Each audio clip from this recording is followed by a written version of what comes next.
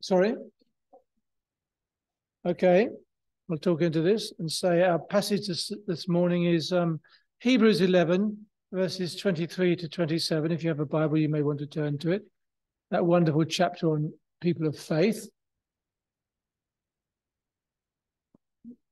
Liz told us all about famous women. I had a few down here as well. There are famous women who happen to be mothers. They were famous anyway before they were mothers. Elizabeth Bowes-Lyon was the mother, of course, of Queen Elizabeth II, and Mary Curie was the first woman to win a Nobel Prize. These were people who were famous, not for being women, not for being mothers, but for being women. But there are people who are famous for being mothers, fictional famous people like Mrs. Bennet in Pride and Prejudice, Marge Simpson. And there are famous honorary mothers like Mother Teresa, as you said. She wasn't a mother, but called Mother Teresa. And they do leave a special legacy, but most of our mothers are not famous in the way that society would consider that to be the case. Our own mothers are usually well known only to family and perhaps close friends. And there are many mothers in the Bible, most of whom are anonymous. But we do know the name of the one who lived thousands of years ago we shall look at today. So I'm reading from Hebrews 11, verse 23. And the writer says this: by faith, Moses' parents hid him for 3 months after he was born, because they saw he was no ordinary child, and they were not afraid of the king's edict. By faith, Moses, when he had grown up, refused to be known as the son of Pharaoh's daughter. He chose to be mistreated along with the people of God, rather than to enjoy the fleeting pleasures of sin. He regarded disgrace for the sake of Christ as of greater value than the treasures of Egypt, because he was looking ahead to his reward. By faith, he left Egypt, not fearing the king's anger. He persevered because he saw him who is invisible. Now, Moses is a major character in the Bible, mentioned in both Old Testament and the New Testament. But his parents are less well known. And I hesitate to do this, but anyone want to stab, not you, stab an idea of Moses' mother? I fully give you permission to get it completely wrong. It's not the sort of name that trips off the tongue. She's only mentioned by name twice in the Bible. So it's perfectly feasible that she is not on the tip of your tongue. His father was Amram. It's absolutely right. Take 1,000 points and 3 of these plants and enjoy your day, because that was an unlikely one. The worst thing about doing Bible quizzes is you feel awfully guilty if you don't get it. You have total permission for not knowing that, because it's just one of those names buried among lots of other names. They had 3 children. Aaron was probably the eldest, maybe Miriam, but certainly those 2 were older than the youngest, who was Moses, whose name is mentioned hundreds of times in the Bible. His father a dozen or so times, but his mother only twice. But the author to the Hebrews warmly commends them in verse 23. By faith, he says, that's his whole chapter's about, by faith. By faith, Moses' parents hid him for 3 months after he was born, because they saw he was no ordinary child and they were not afraid of the king's edict. You know the story. It comes in Exodus 1 and Exodus 2, where the Israelites are now in bondage, in slavery in Egypt, because the king is alarmed that they are growing so numerous that he can't control them in the way that he wants to, and he's fearful that they may overtake him and rebel. So he treats them ruthlessly. When that doesn't have the desired effect, you remember, he issues another brutal order to his people and tells them to do this. Every boy, that's every Jewish boy, that is born, you must throw into the Nile, but let every girl live. Genocide right back then in Exodus 2. So when all the little baby boys after that edict was given were born, they were born with the sentence of death hanging over them. But Jochebed and her husband were people of great courage and strong faith, even in these most distressing of circumstances, because Pharaoh had the ability and clearly the desire to kill all those children. We're told in Exodus and Acts that Moses was a fine child, no ordinary child. So we're meant to see that there was something very special about him. But I think that Jochebed's actions were prompted not so much by the fact that he was to be a famous person, a special person, but merely by the fact that she was his mother and he was her son, and she was determined to choose life for him, whatever it cost her. Many mothers have followed in that line. To save her son from Pharaoh's cruel edict was certainly to put her own life in danger. Going against the king's command would have meant certain death if Jochebed was found out. But her radiant and deep faith in God, the living God, even in the face of such unspeakable horror, what could be worse than your child taken from you and brutally killed in front of you, is a fine example to us, women and men, young and old. Whom will she obey? The king of Egypt or the king of kings? Will she obey Pharaoh or God? From our distance, we know what she did and we know why she did it. But for her, she didn't know what would happen as a result. As the disciples of Jesus would say hundreds of years later when faced with a similar choice, we must obey God rather than men. What we believe determines how we behave. Some of the ladies that Liz has already tested us on, and we got most of them right, didn't we? Very good. And even a lot of biography, were actually very brave women who swam against the tide, who had to fight bureaucracy and authority to get done what they believed should be done at great cost to themselves. Scripture tells us that Jochebed's actions to save her son by hiding him for 3 months was prompted by her faith in God. What we believe determines what we do. And during those 3 months, doubtless she thought and she prayed and she planned what she would do after those 3 months, because a time will come when it will be impossible to hide her child from the authorities. You would no longer be able to conceal him. What would she do then? And while we're not given her prayers, the Bible is full of prayers. We're not told what prayers Jochebed might have prayed, but they certainly would have included prayers along the lines of, please help me, and I don't know what to do. A famous king much later would say, Lord, we don't know what to do, but our eyes are on you. Many in the Psalms just cry out, please help me. Surely Jochebed would have used those too. And the Bible is clear. If we want help, we should turn to God. Jesus said, when you want help, turn to God. Ask, and you will receive. Ask, and it will be given to you. Seek, and you will find. Knock, and the door will be open to you. He gave us an invitation whenever we're in trouble, and also when we're not, to go to God and ask for help. And Jesus' brother James reminded us that if we need to know what to do, we should ask God. If any of you lacks wisdom, he writes, he should ask God, who gives generously to all without finding fault. Here's one who knows how difficult it is to live in our culture, any culture, and we need God's help to do that. He said, well, ask God if you need advice how to do that. So by turning to God in the midst of her trials, she was able to develop, under God's instructions, an absolutely brilliant plan, which was against all the odds, wasn't it? The plan she came up with was to hide her son in plain sight.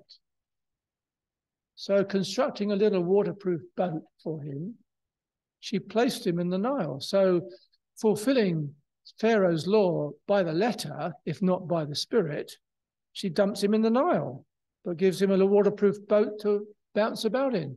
But she puts him among the reeds so he doesn't float down and out into the Mediterranean and come to some sort of harm. She puts him where she hopes someone might find him. And in one of those wonderful godly coincidences, the person who happens to find him is none other than Pharaoh's daughter. I think she probably had that in mind when she did it. So Pharaoh's daughter also comes over as a very brave person because unlike her father, she bravely responds to this issue with compassion, not cruelty. She immediately recognizes Moses to be not an Egyptian, but a Hebrew, but nonetheless gathers him up. Miriam, who's been charged with watching over him, goes up and says, would you like me to find a wet nurse for you among the Hebrew women, since you recognize he's a Hebrew? And Pharaoh's daughter is a canny girl, and she must know exactly what's going to happen here, that this young lady is going to go and find the mother of this child. And she says, yeah, go off and do it. So she's clever, but she's prepared to put her life on the line too, because the edict is against everyone. And simply because she's Pharaoh's daughter, many of the kings of those days were not afraid of killing their own families to preserve their position. She's determined to take care of the child. So Miriam goes off and finds a mother.